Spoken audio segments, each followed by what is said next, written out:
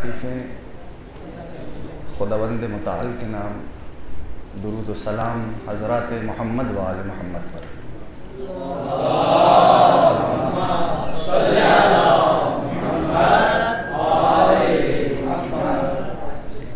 अम्मा बाद, बिस्मिल्लाहिर्रहमानिर्रहीम।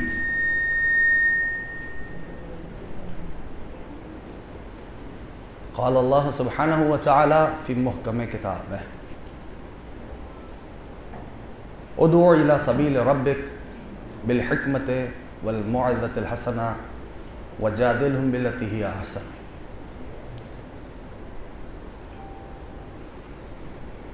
सदक़ल्लाहुल अलीयुल अज़ीम।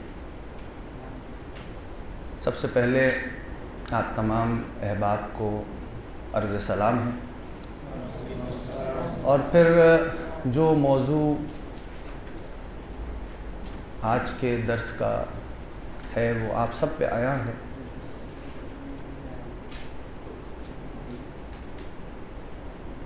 इस मौजू में बहुत सारी बारीकियां हैं,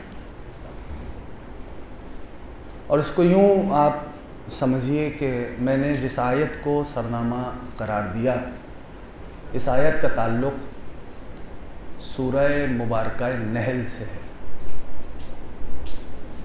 सूरह नहल कुरान करीम का 16वां सूरा है, और ये आयत मजीदा इस सूरे की 125वीं आयत का इब्तदाई टुकड़ा है। मैं सोच रहा था कि किस तरह बात का आगाज़ किया जाए। इसको यूँ समझिए कि परवरदिगार आलम ने ये इरशाद फरमाया कि ए महबूब, उदू इला सबील रब्बिक, ए महबूब लोगों को अल्लाह की सबील की तरफ दावत दीजिए। किस तरह? बिल हिकमत, हिकमत के ज़रिए से, वल मौइज़तिल हसना, बेहतरीन वाद के ज़रिए, वजादिलहुम बिल्लती अहसन, और अगर कोई मुबाहिसे पे आमादा हो जाए तो जो मुबाहिसे का अहसन तरीक़ा है उस तरीक़े पे गुफ्तगू कीजिए। यानी यही तरतीब है, यही पैटर्न है। क्या आया खिताबत का अंदाज़ क्या होना चाहिए?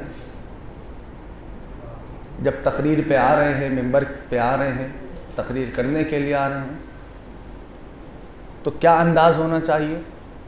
उसलूब गुफ्तगू कैसा होना चाहिए? किस तरह बात करनी है? गुफ्तगू का आगाज़ कैसे करना है? किस आयत को सिलेक्ट किया जाए? उन्वान क्या होना चाहिए? और फिर इस तकरीर में जो आप 50 मिनट की करते हैं, और उस तकरीर में जो जुज़ हों, यानी आप जो बयान करें तो उसमें क्या पोर्शंस होने चाहिए। आइदर उसके अंदर ज़रूरी है कि इब्तदा जब आप आयत से करें, जो भी आयत आप सरनामे के लिए चुने, सेलेक्ट करें, आयत का सबसे पहली बात, आयत का स्कोप बहुत बड़ा होना चाहिए। यानी आयत के अंदर स्कोप आयत का बड़ा हो, कि आप अगर तो गुफ्तगू को किसी समत पे ले जाना चाहते हैं तो आपको ग्राउंड बड़ा मिले, कि जिधर आप अपने मौजू पे रहते हुए दो बातें कर सकें। मिसाल के तौर पे आप अगर छोटी सी आयत सेलेक्ट करते हैं और जिसका स्कोप ही कोई नहीं निकल रहा, ठीक, एक मजलिस की बात नहीं कर रहा मैं, अशरे की बात कर रहा हूँ, या आप खमसा पढ़ रहे हो या आप सह रोज़ा पढ़ रहे हो, तो उसके अंदर एक आयत आपकी ऐसी होनी चाहिए कि जिसका स्कोप, यानी जिसको फैलाए तो वो 3 दिनों पे या 5 दिनों पे या 10 दिनों पे मुहित हो जाए। मिसाल के तौर पर हिदायत का मौजू ले लें, ठीक है। अगर आप हिदायत का मौजू लेंगे तो आपकी आयत, आपके पास कौन सी आयत होनी चाहिए? ठीक, इस मौजू को आप बढ़ाएंगे तो किस तरह बढ़ाएंगे?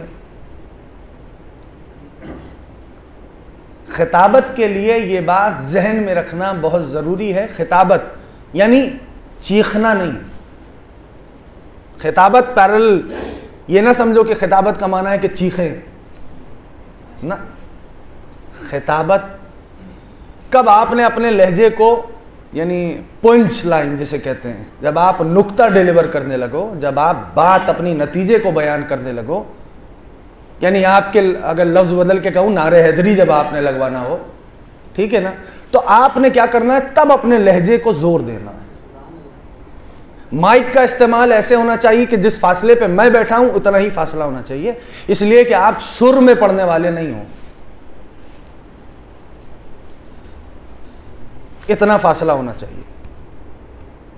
आवाज की कमी बेशी मशीन से होगी। बिल्कुल अपने आप को माइक के करीब ना करें, इसलिए कि बाद औकात माइक जो है वो आपके लहजे को चबा लेता है। जो अहबाब मिंबर से ताल्लुक़ रखते हैं और मुसलसल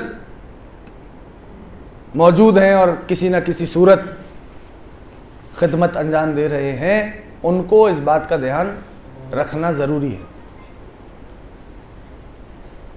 कि इस फासले पे आपने बैठना है।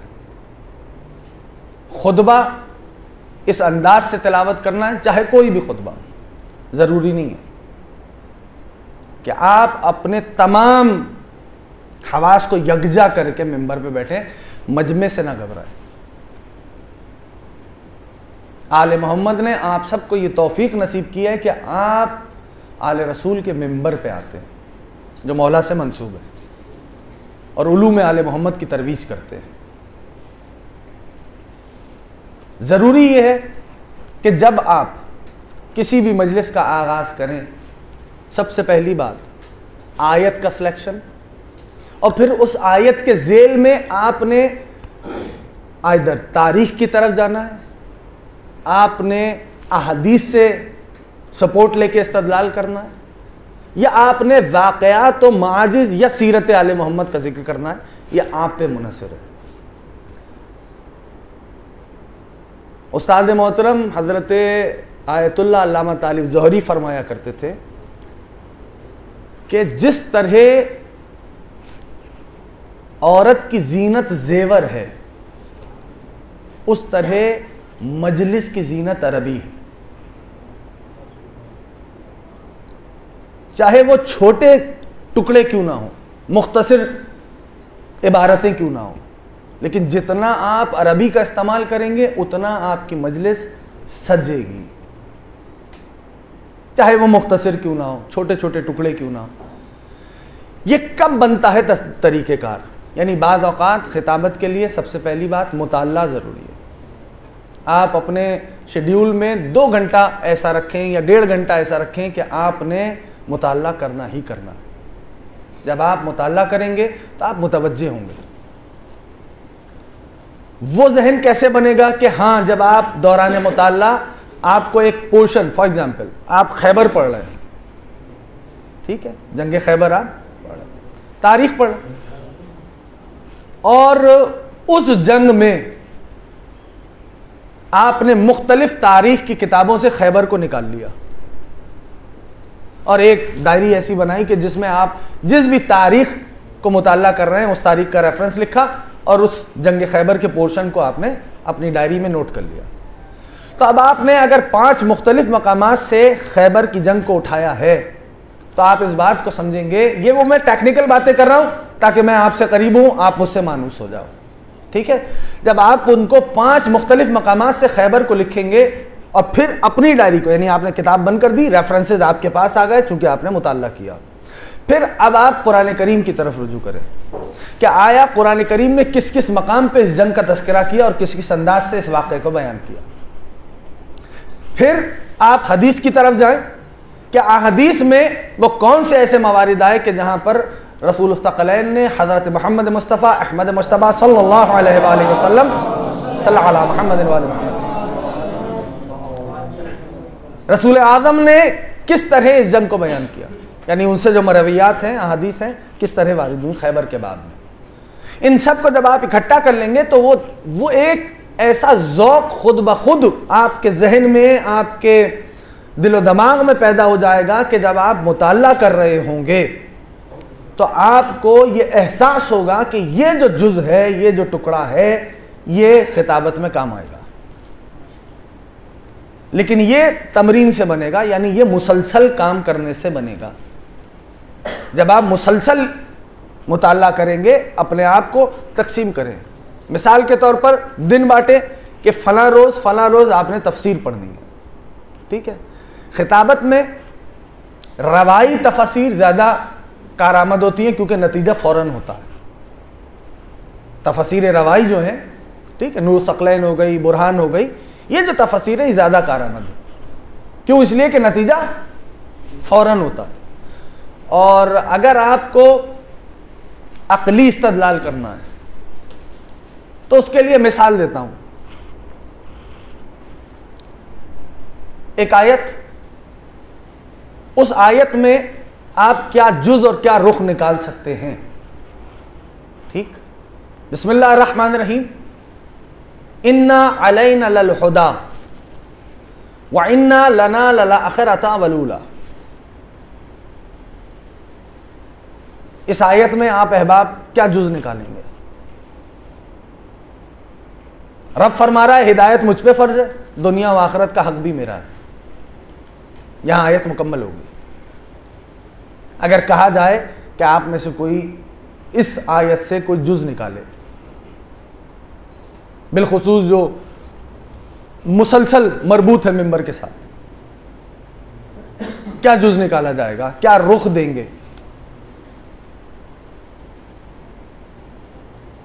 तकरीर कैसे बनानी है ये मैंने मुख्तसर अर्ज किया आपसे कि जो उन्वान हो उस उन्वान को जहन में रख के तारीख की तरफ रुजू करें, तारीख से वो वाक़यात को गैदर करें और फिर कुरान करीम की तरफ रुजू करें। इंडेक्सिंग के लिए आपको सबसे बेहतर इंडेक्स मिलेगा मौलवी फरमान साहब के कुरान का, ठीक है। मौलाना फरमान अली साहब का जो कुरान है, अगर आप उसके इंडेक्स को मुताला करेंगे, यानी वो जो उन्होंने फहरिस्त बनाई है उसका मुताला करें, तो आपको यह पता चलेगा कि अनावीन कितने हैं, कितने उन्वान हैं जो मौलाना फरमान अली साहब ने मुरत्तब किए। एक अच्छा और एक रिच इंडेक्स बनाया है। रुजू करें तो आपको मौजूआत मिलेंगे, ठीक। आप मुतवज्जे हो सकते हैं और वहां से अपने मतलब का मौजू आप निकाल सकते हैं। सफीनतुल बिहार को अपने मुताले में लेके आइए, शेख अब्बास कुम्मी रहमतुल्लाह ताला अलैह की किताब, वो भी मौजू आती है। अहादीस मासूमीन के लिए आपस में नशिस्त के अंदर बैठकर ये ज़रूरी है कि आप जो जहां जिसके साथ जो अहबाब मौजूद हैं, जो नशिस्त कर सकते हैं, कोई भी एक हदीस की किताब मुअय्यन कर लें और सारे दोस्त एक एक रोज़ उस हदीस का कोई भी जो दिन हो अहादीस की तिलावत करें और उसके ऊपर गुफ्तगू करें। ज़ौक़ खिताबत एक फ़न है। मैंने इसलिए इब्तिदा में अर्ज़ किया कि हर मकाम पे यानी आप चीखते रहेंगे तो ये खिताबत नहीं है। नुक्ता कैसे बनेगा इसकी तरतीब भी मैंने आपको बता दी, इशारा किया। जब आप अपने आप को मानूस करेंगे तो आपका जहन खुद बताएगा कि ये जो पोर्शन है ये मेरी खिताबत के लिए यानी मजलिस के लिए बहुत ज़रूरी है और ये फ्लावर्ड होगा। तीसरी चीज़ जो बहुत इंपॉर्टेंट है वो ज़रूरी क्या है कि अपनी उर्दू की वोकैबुलरी बढ़ाने के लिए मरसियों का मुताला करें।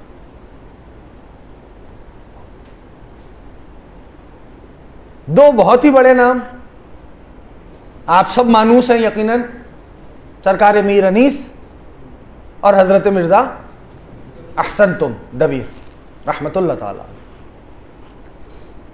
मरसियों का मुताला करें। कोई भी एक मरसिया ले ले, चार दोस्त बैठ जाए और वो मरसिया पढ़े, लेकिन कोई एक ऐसा फ़र्द आपके दरमियान मौजूद हो कि जो अगर आप गलत प्रोनाउंस कर रहे हैं किसी लफ्ज़ को तो वो आपकी लफ्ज़ की इस्लाह कर सके। इससे होगा क्या कि आपको लफ्ज़ मिलेंगे, अल्फाज मिलेंगे, उनको आप अपनी डायरी में नोट करें। खिताबत यानी मजलिस पढ़ना 24/7 का काम है, पार्ट टाइम जॉब नहीं है खिताबत, इसको जहन में रखिए। 24 घंटे 24/7। फिर खतीब को यह बात जानना जरूरी है, जो आपके मिंबर पे आने के बाद पहले 5 से 7 मिनट है, इसको समझ लीजिए कि वो आपके लिए इस तरह जरूरी है, इतने मुहिम है कि आप उस बात को जब बयान करें, अपनी गुफ्तगू का आगाज करें, तो आपको यह एहसास होना चाहिए कि पहले जुमले में आयत के तर्जुमे के बाद आपकी कैफियत क्या होगी, क्या आपने गुफ्तगू का रुख किस सम्त पे करना है। क्योंकि आपका जो पहला 5 मिनट होंगे मिंबर पे, वो आपको बताएंगे जो मजमा आपको सुनने के लिए बैठा है उनका मिजाज क्या है। खिताबत की अगर तारीफ देखें, खिताबत कहते किसे हैं? खिताबत कहते हैं जिलाए ईमान को, यानी जो शय आपके दिल में पहले से जो ईमान व अकीदा एग्जिस्ट करता है, उसको मिंबर से इस तरह फ्लावरिंग करके, जैसे तर्जुमा कुरान की तरफ आप मुतवज्जे हों तो मौदूदी साहब का तर्जुमा कुरान जो है वो बड़ा फ्लावर्ड तर्जुमा है, यानी मरबूत जुमले आपको मिलेंगे, ठीक है। तो बेसिकली वो 5 मिनट जो आपके हैं इब्तदा के, वो आप तायुन करोगे कि आपके जो सामीन हैं, जो बैठे हुए हैं, उनकी समात का रुख क्या है। क्यों? इसलिए कि आले मोहम्मद का फरमान मुक़द्दस है कि तुकल्लिमुन नास अला क़द्र उक़ूलिहिम, इंसानों से गुफ्तगू करो उनकी अक्लों को देखकर। ऐसा नहीं हो कि मजमा आम हो और आप फलसफे की कोई बहस छेड़ के बैठ जाए।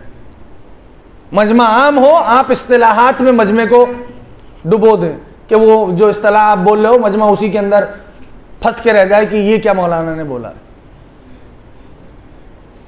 फिर तीसरी अहम तरीन चीज, खिताबत के लिए तैयारी जरूरी है। यानी यूं ही आप उठे और मिंबर पे चले जाएं, ऐसा नहीं होगा। हाँ, वो वक्त भी आएगा इंशाअल्लाह, वो वक्त भी आएगा कि रैंडम अगर कोई आपके पास आता है तो आप फौरन से आमादा हों और आप मिंबर की तरफ चले जाएं, वो वक्त भी आपकी जिंदगी में आएगा। लेकिन मुताल्ला जरूरी है। मुताल्ले के बाद मजलिस का मुसव्विदा बनाना, यानी लफ्ज लफ्ज हर्फ हर्फ लिखना, यह बहुत जरूरी है। यानी यूं नहीं है कि आपने 2 नुक्ते लिखे और हो गई मजलिस और पढ़ दिया अशरा, ऐसे नहीं होगा। हर्फ हर्फ लिखिए। कोई मौजू लीजिए, तरीकेकार मैंने आपको बता दिया। हदीस का कितना पोर्शन रखना है। फिर तीसरी अहम तरीन चीज, जूं जूं वक्त गुजरेगा आपका मिंबर पे, तो आपका जहन खुद इस बात पे आपको मुतवज्जे करेगा कि ये वो मकाम है जहां मुझे करंट अफेयर्स पे बात करनी है। लेकिन करंट अफेयर्स पे बात करने का मकसद ये नहीं है कि आप पूरा घंटा जो है वो करंट अफेयर्स पे गुजार दें। मिंबर का निसाब फजाइल आले मोहम्मद है, इसके अलावा मिंबर का और कोई निसाब नहीं। बस व बस फजाइल आले रसूल, रसूल व आले रसूल, ठीक है। उसके अंदर आपका कमाल ये देखिए, फजाइल के नुक्ते पे तो सब वाह बोलेंगे। अल्लामा मरहूम हजरत जीशान हैदर जवादी साहब रहमतुल्लाह अलैह, कितना बड़ा नाम है, सब मानूस हो, कितना बड़ा नाम है। अल्लामा मरहूम का जो कमाल था, वो कमाल ये था कि वो मोएज़े से नुक्ता निकालते थे। यानी फजाइल पे नारा हैदरी तो सब लगा देंगे, वाज ऐसा करना कि वाज के ऊपर नारा लगे। मोएज़े से नुक्ता निकालना, नुक्ता निकालना एक अलग, ये जिसे मैं कहूं कि ये तौफीकात है। आप जूं जूं खिताबत में मरबूत होते रहोगे, जुड़े रहोगे, आपका जहन कहेगा कि हाँ ये पोर्शन है। और जब आप उस अंदाज से उस वाक़े को बयान करोगे और जब उसके नतीजे पे आओगे तो ऑटोमेटिकली आपका लहजा वो बन जाएगा। किसी को अगर आप तकरीर में फॉलो करते हो तो उसे, अगर किसी से आप इंस्पायर हो तो उसकी तरफ मुतवज्जे हो, उसका अंदाज देखो। फिर मिंबर पे आना, मिंबर पे बैठना, ये बहुत काउंटेबल है। हर चीज के कुछ प्रोटोकॉल्स होते हैं ना, उसी तरह खिताबत के भी प्रोटोकॉल्स हैं। जब आप मिंबर पे आ रहे हैं तो आपकी कैफियत क्या होनी चाहिए, ये एक पूरी तहजीब है कि आप किस तरह वारिद हो रहे हैं। कि जो आवाम आपसे मरबूत होने जा रहा है, वो सबसे पहले उसकी निगाह आपके चेहरे पे, आपके लिबास पे पड़ेगी। तो आपका लिबास कैसा होना चाहिए, आप मुतवज्जे हो। यानी जनरली आपने उठ के ऐसे नहीं चले जाना।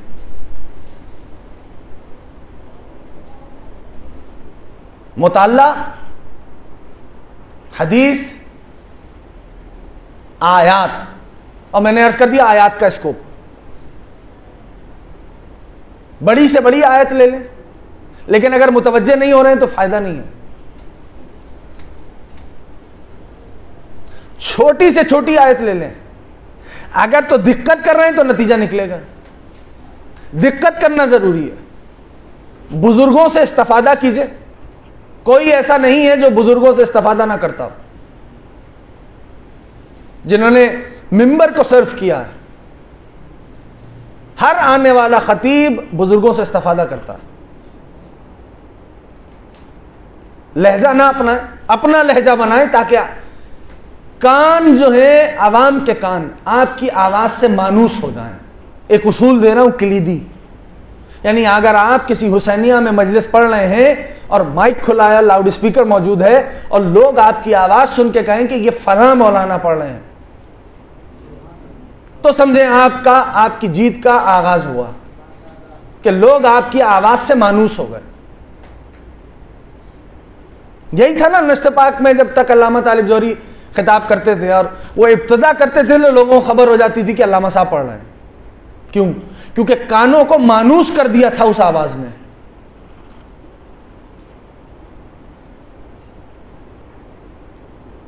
हमारी कैफियत क्या है? हम ये चाहते हैं कि हम कल मिंबर पर आए और परसों हम पूरी दुनिया में हमारा नाम हो रहा हो। ऐसा नहीं होगा। दिक्कत और मेहनत जरूरी है। दिक्कत और मेहनत के लिए मुताल्ला जरूरी है। मुताल्ले के लिए फजाइल की उन रिवायात को एक डायरी होनी चाहिए मखसूस, जो आप मौजूआती तरतीब दें अपने हाथों से। उन रिवायात को अपने हमरा लिखें, हवालों के साथ लिखें। कोशिश करें कि सेकंड हैंड इंफॉर्मेशन ना दें, अपनी आंखों से देखें और फिर मुताल्ला करें। आज तो मतलब आपके पास हर चीज मौजूद है, सॉफ्टवेयर जैसे मौजूद है कि आपने सर्च करना है और आपके सामने हदीस और तारीख की बातें और ये चीजें आ जाएंगी। जबान की इस्लाह के लिए मैंने अर्ज कर दिया कि मर्सियों को पढ़ें, ताकि आपके पास वोकैबुलरी आए। कैसे? मसलन एक मरसिये में जनाब मीर अनीस ने एक लफ्ज का इस्तेमाल किया। तरकीब है लफ्ज की, और कितनी खूबसूरत तरकीब है। यानी सैयद शुहदा की बारगाह में जो मौजूद है, जिनसे रिवायात आ रही हैं, वो भी रावी, ठीक है ना, और जो यजीद की तरफ की रिपोर्टिंग कर रहा है वो भी रावी, ये भी रावी है, वो भी रावी है।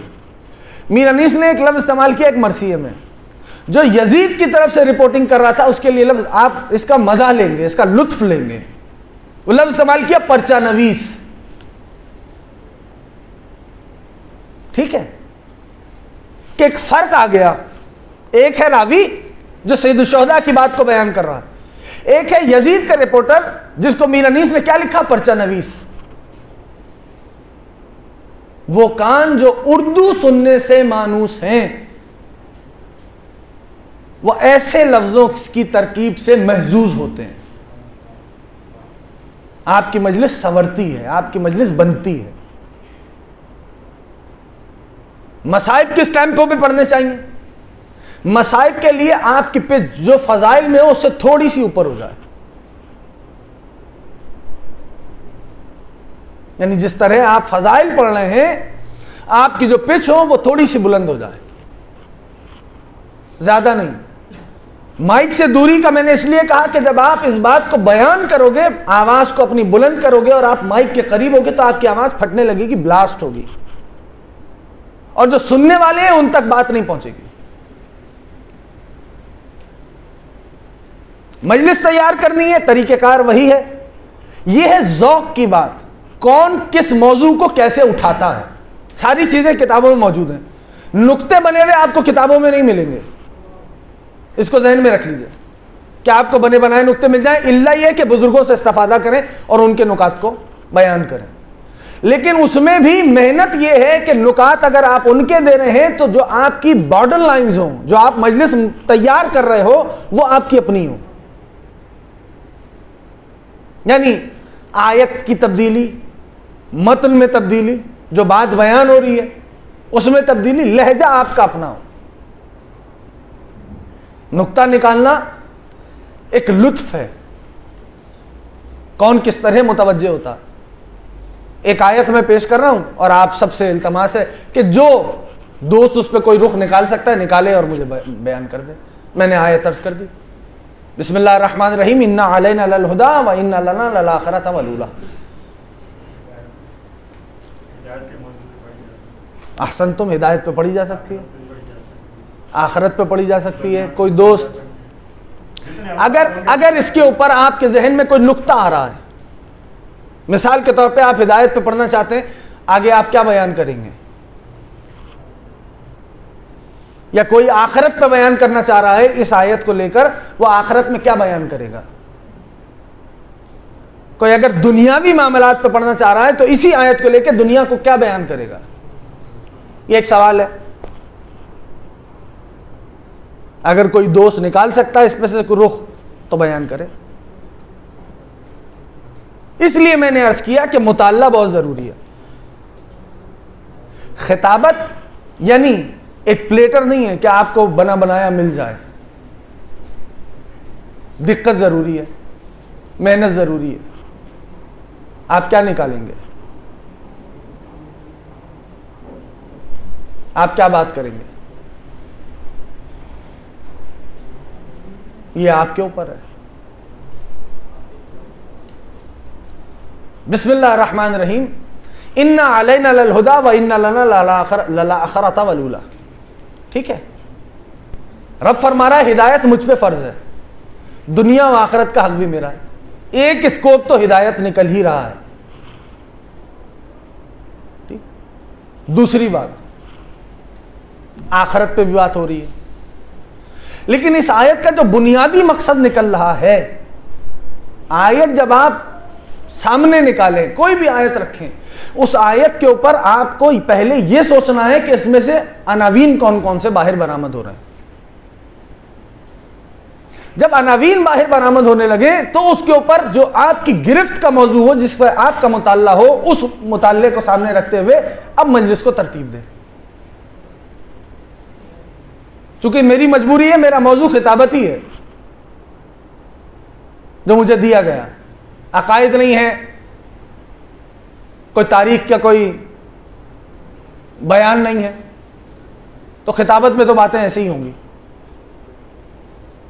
एक मुख्तसर सा सवाल है, यह आयत हो गई, भाई ने बोला दुनिया, आखिरत, हिदायत, ये उन्वान निकलते हैं। और कोई अहबाब अगर बयान करना चाहे, उसके जहन में कोई उन्वान हो।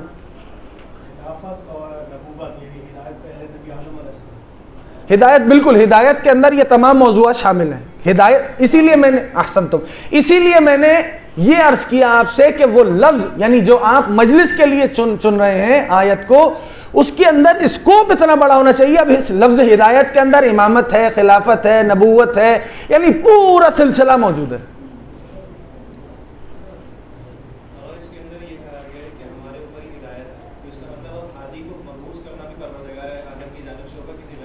अहसन तुम,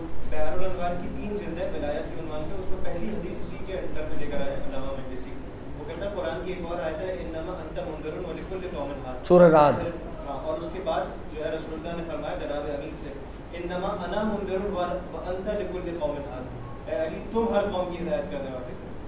अब ये देखें, ये जो एक, ये भी एक नुक्ता है, बना बनाया नुक्ता है। यानी अहादीस में, रिवायात में आपको ये बात मिलेगी कि अगर आपके पास वक्त नहीं है और मुख्तसर से वक्त के लिए आप आए हो मिंबर पे, तो आपने किस तरह बात को बयान करना है कि आप नतीजे पे आ जाओ।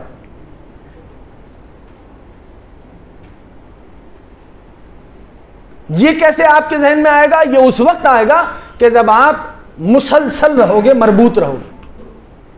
और कोई भाई कुछ बोल रहा था जी, इसमें हुज्जत भी तमाम होगी अल्लाह की तरफ से। मसलन आपने इसका तर्जुमा किया, हम पर हिदायत फर्ज है, मुझ पे अल्लाह ने कहा है, तो यानी हिदायत अल्लाह ने जो है वो अपने जिम्मे ले ली, अपने जो अल्लाह के जो खुद पे वाजिब है, तो वो तो फिर वो आसान तरीके से अंजाम देगा। इस पे काफी देर तक बात, बिल्कुल बात हो सकती है। इसीलिए मैंने बोला ये लफ्ज हिदायत जो है ना, इसके अंदर बहुत स्कोप है। यानी हादी का मबूस करना, हादी का मुअय्यन करना, हादी का भेजना, हादी की कैफियत, हादी फिर हम जैसा हो या हादी के हादी मासूम हो, हादी की कैफियत क्या होनी चाहिए, ये तमाम चीजें इस बात के अंदर लफ्ज हिदायत। इसलिए मैं बार बार मुतवज्जे कर रहा हूं कि आप जिस आयत को सिलेक्ट करें उस आयत के अंदर रेंज बहुत हो, स्कोप बहुत हो, तब जाके काम होगा।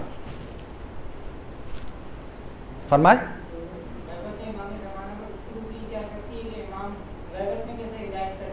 हाँ बिल्कुल, हिदायत का लफ्ज हिदायत जहां जहां सिद्क आता है वहां वहां इस आयत को लेकर गुफ्तगू हो सकती है।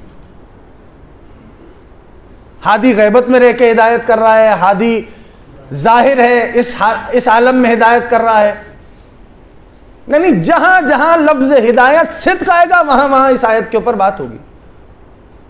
बस सामने का पैगाम परवरदिगार आलम का, हिदायत मुझ पे फर्ज है, दुनिया और आखिरत का हक भी मेरा है। ये दो बातें, यानी परवरदिगार आलम ने इस आयत में दो बातें, दो तरफ मुतवज्जे किया। पहला फर्ज, दूसरा हक। ये दो चीजें, एक फर्ज को बयान किया, एक हक को बयान किया। फर्ज और हक, पूरी दुनिया में हो क्या रहा? पूरी दुनिया में तसादुम ही हक और फर्ज का है। यह है मुआवजे से नुक्ता। पूरी दुनिया में जो क्लैश है वो हक और फर्ज का है। यानी पूरी दुनिया में हो क्या रहा है? पूरी दुनिया में यह हो रहा है कि हर कोई अपना हक लेने पे आमादा है, फर्ज अदा करने पे कोई आमादा नहीं। रब ने एक उसूल दिया, एक दस्तूर दिया। वो उसूल और दस्तूर क्या ठहरा? वो उसूल और दस्तूर यह ठहरा कि अगर दो चीजें हो, हक हो और फर्ज हो, तो पहले अपने फर्ज को अदा करो, फिर अपने हक का डिमांड करना। अब इसमें फजाइल का नुक्ता कैसे आएगा? रब का दुश्मन कौन बना? इब्लीस, जो सामने आ गया कहने का मैं सजदा नहीं करूंगा। अब ये देखिए यहां से मौजू जो है वो बढ़ रहा है, मैं सजदा नहीं करूंगा। रब ने क्या फरमाया? फखरुज मिन्हा फइन्नका रजीम, निकल मेरी बारगाह से, मैंने तुझे रजीम बना दिया। चला, वापस आया, कहने लगा वला उग़वियन्नहुम अजमईन इल्ला इबादका मिनहुमुल मुखलसीन, ए पालने वाले मैं सबको बहकाऊंगा लेकिन तेरे मुखलस बंदे मेरे बहकाए में नहीं आएंगे। ये सब कुरान है। तो इसलिए मैंने अर्ज किया था कि जितना जूं जूं मुताल्ला वास्ट होता जाएगा, वसी होता जाएगा और आप खिताबत से मुसलसल मरबूत रहेंगे, तो आपके जहन में वो गोशे खुद ब खुद आना शुरू हो जाएंगे कि हाँ ये बात मेरी मजलिस के लिए इंपॉर्टेंट है, ये जो बात है ये मेरी मजलिस, ये मुतवज्जे होने की बात है जब आप मुसलसल मरबूत रहेंगे। अब मौजू बढ़ रहा है कुरान करीम से, इसलिए मैंने बोला कि आप मुताल्ला करें किसका? मौलवी फरमान साहब के इंडेक्स का।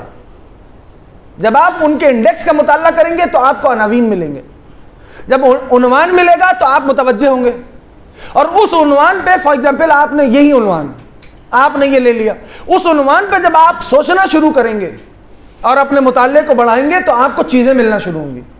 और जब चीज़ें मिलेंगी तो उनको एक डायरी में नोट कीजिए। मिसाल के तौर पे 25 जगहों से मुख्तलिफ आपने खैबर उठाई, अहादीस से भी उठाई। अब दुनिया जुल अशीरा पढ़ती है, फॉर एग्जाम्पल दावत जुल अशीरा का जिक्र होता है। जब जिक्र दावत जुल अशीरा होता है तो कैफियत क्या होती है? वही बात बयान की जाती है जो आपने बारहा सुनी। इसको तब्दील करना है, यानी कुछ नए फ्लावर, कोई नया टेस्ट देना है, तो इसके अंदर एक तरीक़ेकार है। जुल अशीरा मुख्तलिफ तरीक़ों से वारिद हुई है। पहला, तारीख में जुल अशीरा आई। सबसे पहले तो कुरान करीम में तस्करा हुआ, वंज़िर अशीरतकल अक़रबीन वक़्फ़िज़ जनाहक लिमन इत्तबअका मिनल मोमिनीन। ठीक, ए हबीब अपने क़राबतदारों को दावत दो, यहां से आपने बात उठाई। फिर इस आयत का शान नज़ूल देखें कुरान करीम में, फिर जो तफसीर मिलती है उस तफसीर को उठाएं और इस आयत से मरबूत तफसीर लिखें। फिर नेक्स्ट स्टेप आए कि आप तारीख की तरफ रुजू करें कि तारीख में जुल अशीरा को जो बयान किया गया है किस अंदाज से, किसने बेहतरीन अंदाज से बयान किया, उसको उठाएं और अपनी उस जो आपने डायरी बनाई है उस डायरी के अंदर नोट करें। फिर जुल अशीरा हदीस में वारिद हुई है, तो हदीस से उठाएं कि जुल अशीरा किस तरह बयान की गई। एक और तरीका जो अब से आप अपने दस्तूर में इस्तेमाल करेंगे, अरबी जबान के जितने बड़े लुगात हैं उनको भी देखना शुरू करें, उसमें भी जुल अशीरा आई। जाल के चैप्टर को अगर देखेंगे तो उसमें भी जुल अशीरा आई। लिसानुल अरब वगैरह में, ताजुल उरूस, लिसानुल अरब, इनमें देखेंगे तो आपको जुल अशीरा मिलेगी, या तुरोही का लुगत, इसमें भी जुल अशीरा मिलेगी।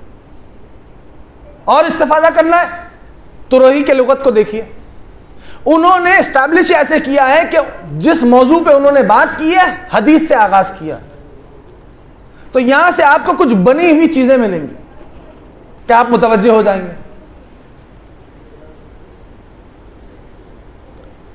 इस तरह आप अपनी मजलिस को एक अच्छे पहराए में और एक इल्मी पहराए में बयान कर सकते हैं।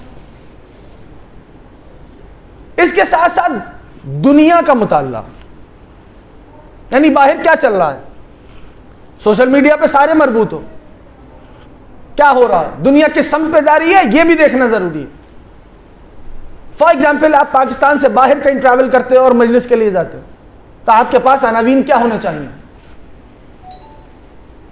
आप किस तरह उधर की यूथ को, जो यंगस्टर्स हैं, उधर के जो लोग हैं, उनको अप्रोच कैसे करोगे, उनको अपने आप की तरफ मुतवज्जे कैसे करोगे। ऐसे क्या अनावीन आपके पास मौजूद हैं। मिसाल के तौर पे फलसफे में अगर आप मुतवज्जे हैं तो फलसफे की तरफ चलिए, लेकिन खिताबत यानी बात को सहल करके बयान करना। फिर वही अर्ज करूंगा कि मोटी मोटी इस्तिलाहात इस्तेमाल करके आप मजमे के जहन को और बोझ में डाल देंगे। ठीक है, इल्मी कद तो निकल आएगा, लेकिन जो मैसेज डिलीवर करना चाह रहे हो वो वही रह जाएगा, क्योंकि आप इस्तिलाहात का इस्तेमाल कर रहे हो। बात इतनी सहल हो कि मजमे तक पहुंचे, एक आम आदमी भी उस बात से महजूज हो और एक पढ़ा लिखा आदमी भी उस बात से महजूज हो।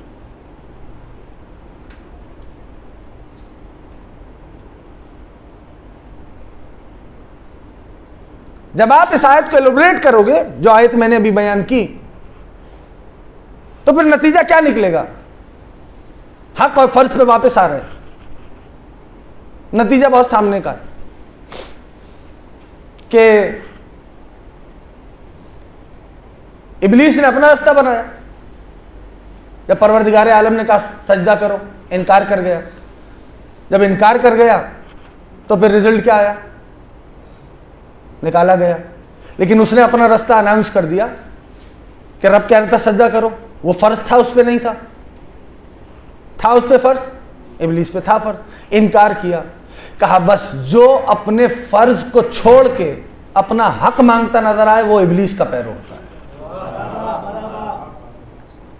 तो ये आपके जहन की तरतीब बनेगी जब आप इस अंदाज से गुफ्तगू करना, यानी अपने आप को इस तरह किताबों की तरफ मुतवज्जे करोगे।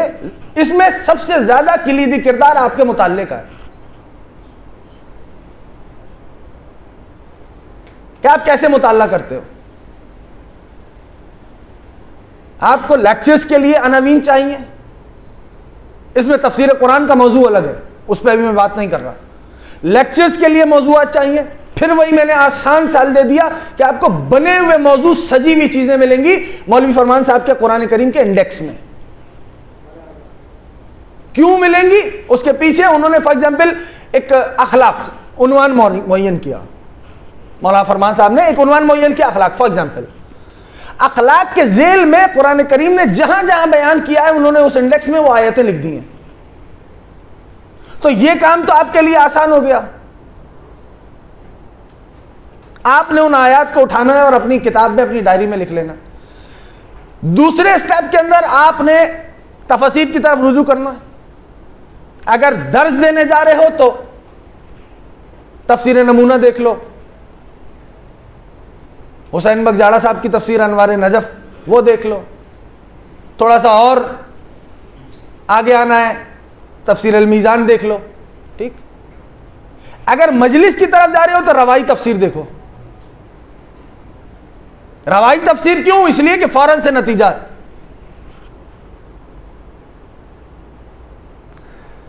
हदीस की तरफ आओ, क्या अखलाक से मरबूत कौन कौन सी हदीसें हैं वो जमा करो। जब आप आयत और हदीस को प्लस करोगे तो आप एक नतीजे तक आओगे। वही नतीजा आपकी मजलिस की पंच लाइन होगा जिस पे आप मजलिस तमाम करो। नहजुल बलागा, बहुत हसीन हसीन गोशे मिलते हैं लेकिन हम मुतवज्जे नहीं। बहुत हसीन हसीन गोशे। मिसाल के तौर पर एक खुतबे में अमीरुल मोमिनीन फरमाते हैं,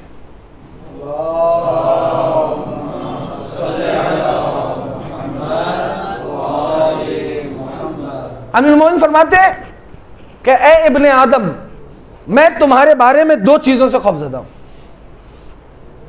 एक ख्वाहिशात नफ्स, दूसरी तवील उम्मीदें।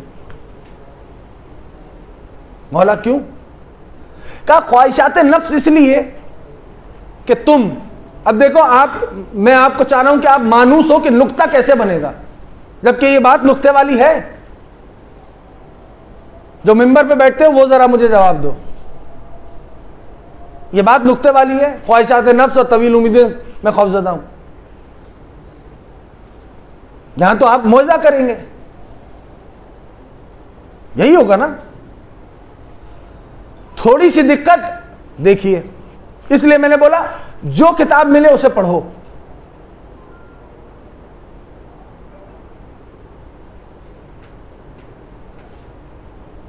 यानी यजीद ने, खुदा की लानत हो उस पर, यजीद की जिंदगी के बारे में आपने क्या पढ़ा है?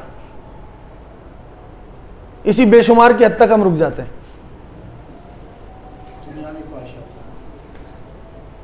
ऐसा होता नहीं होता? किसी ने पढ़ा यजीद की जिंदगी? क्यों बेशुमार पे हम रुक गए। नहीं पढ़ोगे तो पता कैसे चलेगा कि उसकी फितरत कैसी थी।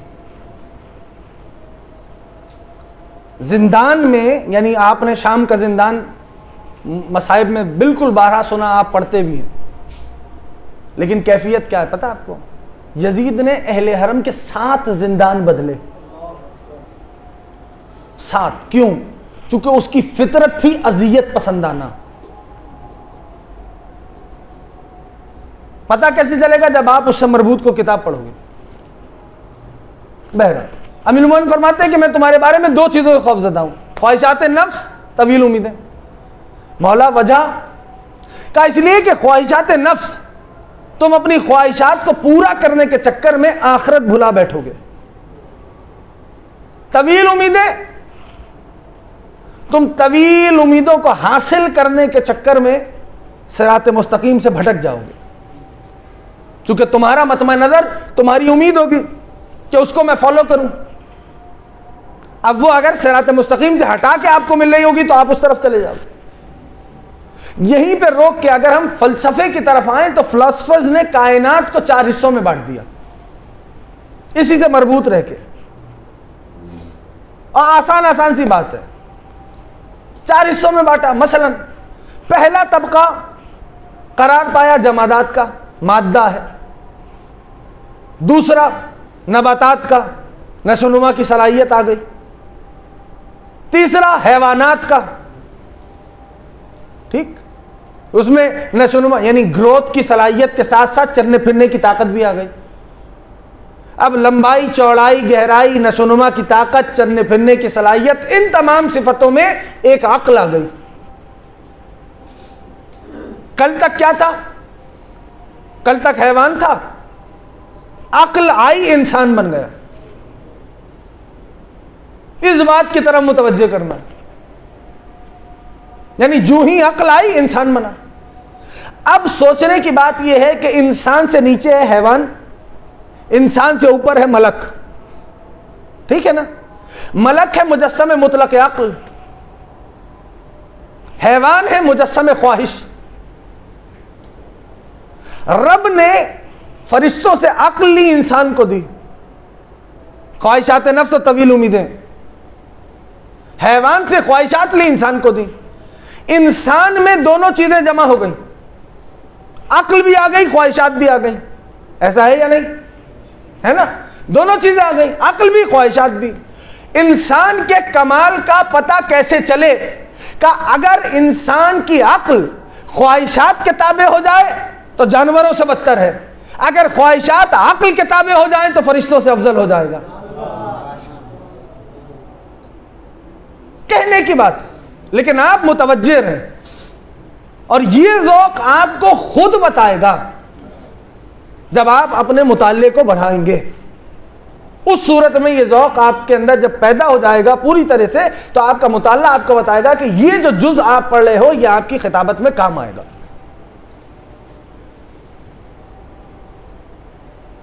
नुक्ता निकालना है, वही तरतीब जो मैंने दी।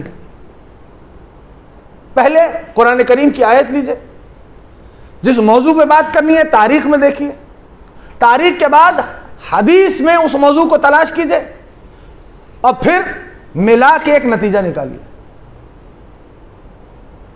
नतीजे पे आके आपने पॉइंट्स देना है, यानी इस अंदाज से बात करनी है कि वो मजमे को पता चले कि इधर ये नतीजा आ रहा।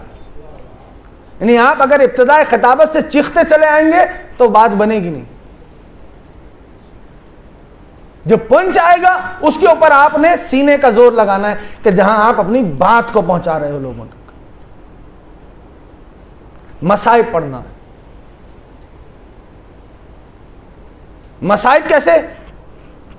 उन्वान, किस मौजू पे पढ़ना है, किसकी शहादत बयान करनी है। इधर ईसाल सवाब की मजलिस में किसी की शहादत पढ़ी जाए,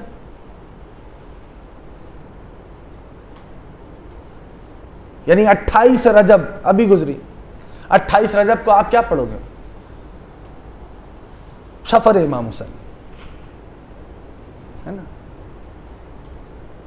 सफर इमाम हुसैन एक मौजू है, इस मौजू पे डीपली आप क्या बात कर सकते हो। इसके फजाइल के गोशे भी हैं, यानी इस मौजू को अगर आपने इदामा देना है मसाइब तक, तो आप इसके अंदर मक्तल से वो गोशे निकालो जो मदीने से मक्के में लोग इमाम हुसैन को मिले और सैयदुश्शुहदा ने जो उनसे गुफ्तगू की। मक्के में जब तक सैयदुश्शुहदा ने क़याम किया, कितने लोग आते रहे, सैयदुश्शुहदा ने क्या गुफ्तगू की, किससे किस अंदाज से बात की, और किसने क्या जवाब दिया। कुरान करीम में इस सफर को देखना है तो उसका उन्वान मैं आपको दे देता हूं, औलिया खुदा का सफर, यानी हादियों ने जो सफर किए। इसमें जनाब मूसा का सफर मिलेगा, नबी करीम की हिजरत मिलेगी, बहुत कुछ मिलेगा आपको। गोशे बता रहा हूं कि आप उसके ऊपर दिक्कत करें और उससे नताइज निकालें, और उन तमाम को जमा करते हुए सैयदुश्शुहदा के सफर तक लेके आए। यानी एक मिसाल देता हूं, खुद खलील खुदा का सफर, हजरत इब्राहिम नबी अल्लाह का सफर। ज़ियारत में पढ़ते हैं आप, आसान सा एक गोशा देता हूं कि आप सब मुतवज्जे हो कि किस तरह गोशे निकालने। आम सी बात है, आप हर शब जुमा इस ज़ियारत को पढ़ते हो, अस्सलामु अलैका वारिसा आदमा फ़फ़तिल्लाह, ज़ियारत वारिसा पढ़ते नहीं पढ़ते? उसमें सलाम करते हैं, खलील खुदा के वारिस हुसैन आप पे सलाम करते हैं ना, ये सलाम।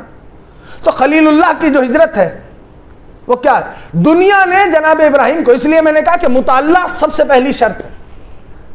जनाब इब्राहिम की हयात का जो भी तस्करा किया वो कहां से किया? वो मक्के से किया।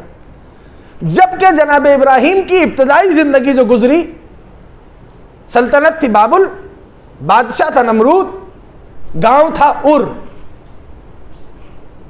अलिफ रे और अलिफ पे पेश, उर। आज अप्रोक्सीमेटली जहां गरीब ज़हरा का रोजा है वो इब्राहिम का घर था। और वो जो वाकया बुतशिकनी का हुआ, पहला वाकया जिसे कुरान ने बयान किया कि फतन यज़कुरुहुम युक़ालु लहू इब्राहिम, एक फता था कि जिसका काम यह था कि वह हमारे बुतों को बुरा कहता था, उसने ही हमारे बुतों को तोड़ा होगा, उसका नाम इब्राहिम है। यह वाकया कुरान ने बयान किया। वो बुतशिकनी का वाकया उसी बस्ती के आसपास हुआ था, यानी उस बस्ती में नहीं हुआ था, उस बस्ती के आसपास हुआ था। और फिर परवरदिगार आलम ने हुक्म दिया इब्राहिम को कि इब्राहिम हिजरत कीजिए। तो खलील खुदा ने हिजरत की और वादी गैर ज़ीज़र में अपने ज़ौजा को और अपने बेटे को छोड़ के आए। ऐसा हुआ या नहीं? तो ये इब्राहिम की हिजरत है जो करबला से शुरू हुई, मक्के पे रुकी। ठीक, अब देखिए हुसैन वारिस हैं इब्राहिम के। अगर करबला से आगे की कोई मंजिल होती तो हुसैन की मंजिल भी मक्का से आगे करबला से हो जाती। वारिस वो जो विरासत को बढ़ा दे, खुद ज़ियारत वारिसा एक बेहतरीन मौजू है विरासत के उन्वान से। या आपके जहन इसको किस तरह, यानी आप एक टुकड़ा लीजिए, एक टुकड़ा यानी पहला सलाम लीजिए, और पहले सलाम को लेने के बाद जिस नबी का जिक्र हुआ है उस नबी के वाकयात बयान कीजिए और उन वाकयात को करीम करबला से मरबूत कीजिए। यानी ये जो आप गरीब ज़हरा को अंबिया का वारिस करार दे के सलाम कर रहे हैं, तो गरीब ज़हरा का कोई ना कोई रब्त तो बनता है ना इन नबियों से। जब बनता है तो आप मुतवज्जे हो। जब आप नबियों के वाकयात पढ़ेंगे, दूसरा ये अगर चाहते हो कि एक नया रुख, एक नया जुज़ दो, तो ये भी बात जहन में रखना, सीरत और किरदार आले मोहम्मद मिंबर से बयान करो, यानी वाकयात की सूरत में।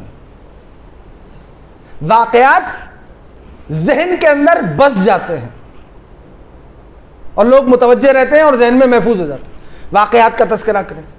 जरूरी नहीं है कि पूरी मजलिस में मुसलसल वाकया हो, एक कोई वाकया, कोई मोजज़ा, कोई करामत,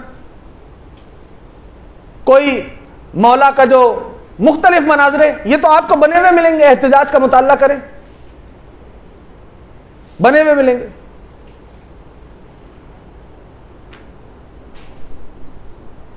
अहदीस आपका रुख क्या होना चाहिए, आपको कितनी हदीसें एक मौजू पे असबर है,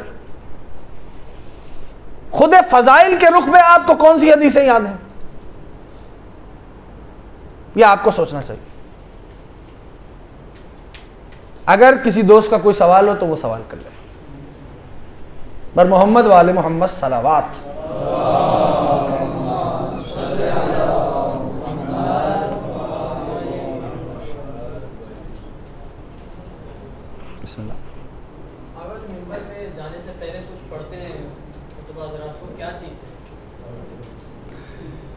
यह हर किसी का एक मखसूस पैटर्न है जो असातिज़ा से मिला हुआ। बाज़ बुजुर्गान ये फरमाते हैं कि जब आप मिंबर पे जाने लगें तो सूरह तौहीद की तिलावत करें और मिंबर पे कदम रखें। बाज़ बुजुर्गान ये कहते हैं कि 9 टाइम्स 9 मरतबा दुरूद की तिलावत करें, जनाब सैयदा को हदिया करें और मिंबर पे कदम रखें, उसकी फिर बरकतें हैं। नहीं, ये बुजुर्गान की रविश है, अहादीस से इसका कोई ताल्लुक नहीं। बॉडी लैंग्वेज के लिहाज से कोई तरीका है? बिल्कुल अपने हवास को यकजा करके जाएं, कदम जमा के रखें और फिर इस तरतीब पे जाएं। निगाहें झुकी हुई होनी चाहिए।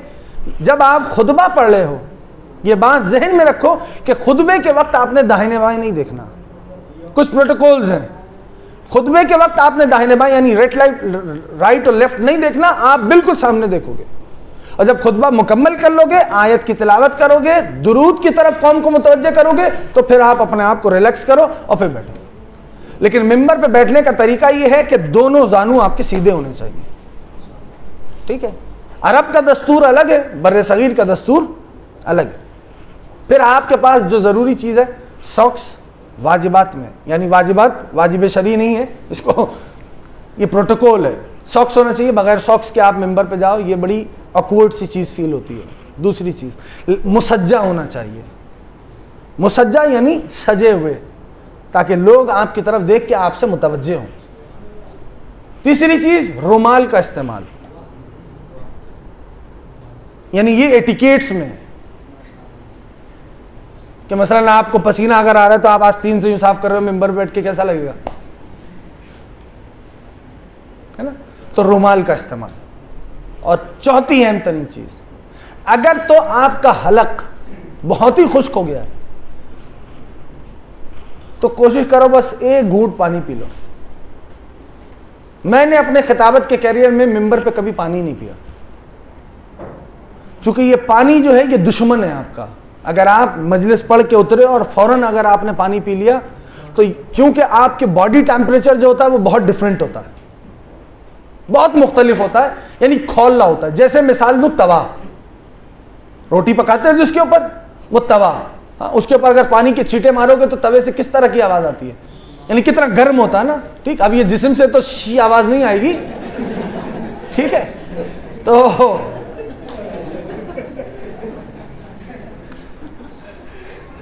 तो कहने की बात क्या है, बॉडी का टेम्परेचर ऐसा ही होता है, यानी इतनी गर्म होती है बॉडी। जब आप एक घूंट भी पानी पीते हो तो वो पानी आपके थ्रोट के ऊपर असरअंदाज होता है, और खतीब का सारा काम उसका गला होता है। गला कैसे बनाया जाए? तरतीब, तमरीन, हमेशा आप अपने साथ कोई ना कोई चीज रखो। हर किसी की, देखो मिसाल के तौर पर,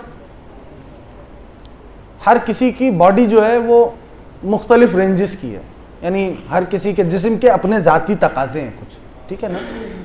और उसके लिए ज़रूरी ये है कि जो जिससे आपका जिस्म मानूस हो उस शय का इस्तेमाल करें। बहुत सारे ऐसे मेरे दोस्त हैं जो जूस का इस्तेमाल करते हैं, बहुत सारे ऐसे दोस्त हैं जो किसी एक ऐसी मीठी सी शय का इस्तेमाल करते हैं, फॉर एग्जाम्पल गुड़ हो गया, कि लुआब बनता रहे और शय जो है वो गला जो है वो आपका तर रहे, खुश्क ना होता है। कहने वाले कहते हैं वो सुर से जो पढ़ते हैं उनके लिए। आदाब मिंबर समझाएं उसे और कहें मैं मजलिस के बाद बैठा हूं, आप आए, बिस्मिल्लाह।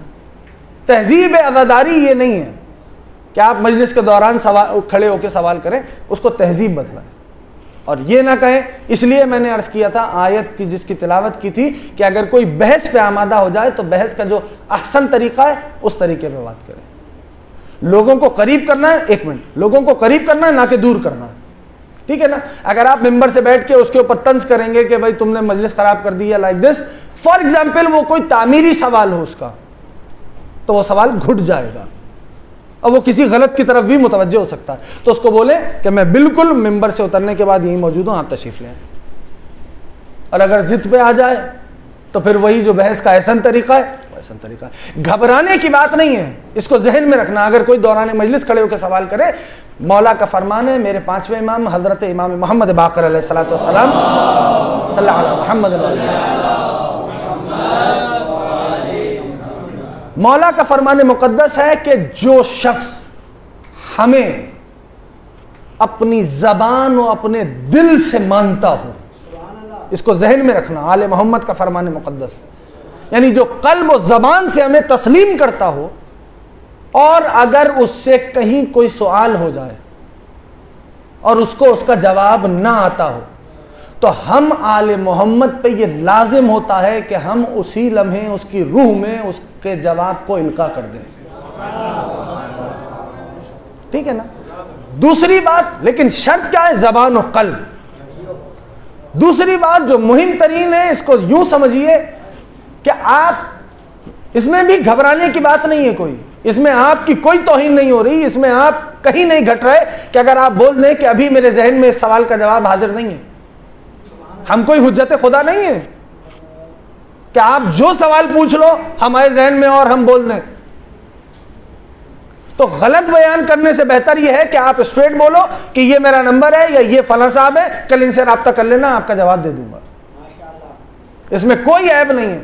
क्यों? इसलिए कि आप हुज्जत खुदा, हम हुज्जत खुदा नहीं है।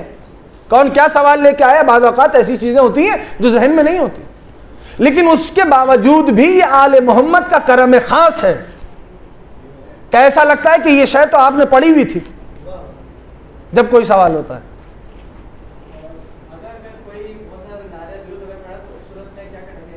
शाबाश दे उसको।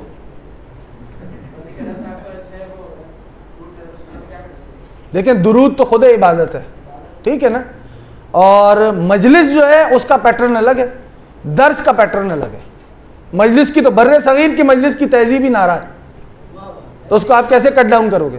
बहुत ज्यादा जो करते हैं तो उस सूरत में जो जैसे कोई ज़ाकिरी जो है इकरार करके शुरू कर देता है अपना पढ़ना, तो आया ये करना चाहिए कुछ उसके लिए और नहीं, खिताबत में देखो, जब आप इसको कंटिन्यू करोगे ना तो आप उस बंदे को मिंबर से ही इस इतने पोलाइट लहजे में समझा सकते हो कि उसकी दिल आजारी ना हो, क्योंकि वो नारा जो है वो आपसे पैसे लेके नहीं मार रहा।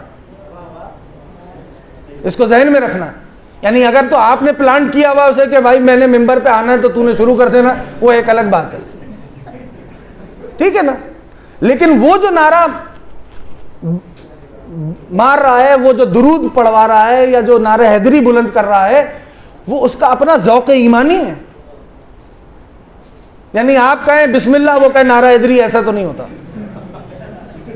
ऐसा तो, यानी आप कुछ नुक्ता बयान करोगे तो वो नारा लगाएगा, लेकिन इस अंदाज से करना है कि उसकी दिल आजारी ना हो। अगर तो आप फॉर एग्जाम्पल आपके पास वक्त कम है और आपने अपनी बात को, अपने मैसेज को डिलीवर करना है, तो आपने इतने पोलाइट लहजे में उसको समझाना है कि उसकी दिल आजारी ना हो।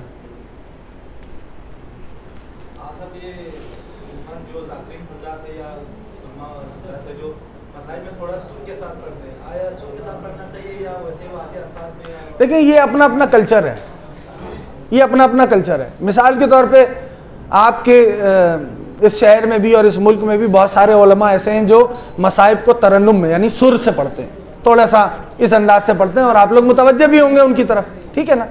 तो ये अपना अपना सिस्टम है कि आप किस किस रुख को जो आपकी बॉडी ओन कर रही है और जो आपके लिए मुनासिब है, या आप खुद उसके ऊपर आओगे कि आइदर आपने किस सम्त पे किस तरह गुफ्तगू करनी है, मसाइब ऐसे पढ़ने हैं या नसर में पढ़ने हैं।